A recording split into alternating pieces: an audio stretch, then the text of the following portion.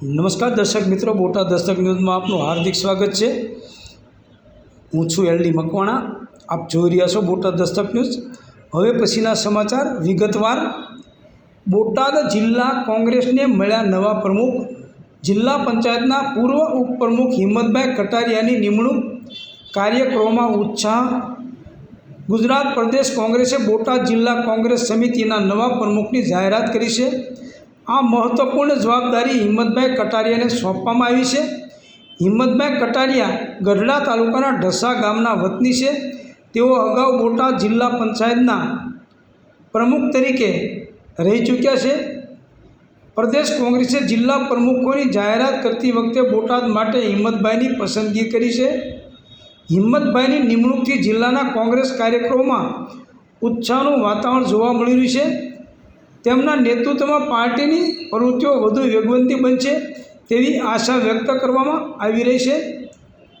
અને દર્શક મિત્રો,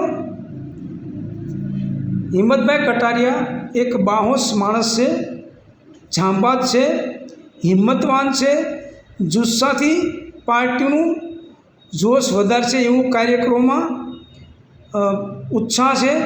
અને કાર્યકરો પણ એવા કાર્યકરોની જે પેનલ બનાવે હિંમતભાઈ, કે જે બાહોશ હોય, લડવૈયા હોય। કારણ કે ભાજપ સામે લડવૈયા મૂકશો તો જ ચાલશે, નમાલા મૂકશો તો નહીં ચાલે। કારણ કે માસ્તર મારે નહીં અને માસ્તર ભણાવે નહીં, એવા માસ્તરની પાર્ટીને કોઈ જરૂર જ નથી। લોકો એવું ઈચ્છી રહ્યા છે કે લડાયક માણસ જોઈએ, લડાયક માણસ સિવાય આ ભાજપને પહોંચી શકાય એવું નથી। એટલે ભાજપને પહોંચવા માટે લડાયક માણસોની પાર્ટીને જરૂર છે। અને હિંમતભાઈ કટારિયા જે ટીમ બનાવશે એ ટીમ ખરેખર લડાયક હશે એવું કાર્યકરો ઈચ્છી રહ્યા છે। અને કાર્યકરો માની રહ્યા છે કે હિંમતભાઈ કટારિયા એક જાંબાજ માણસ છે અને જાંબાજ લોકોને પસંદ કરી અને એવી ટીમ બનાવશે કે જે ખરેખર ભાજપ સામે ગમે ત્યારે લડવું હોય ત્યારે આ ટીમ એક જ ઝાટકે ઊભી થઈ જાય અને લડી શકે।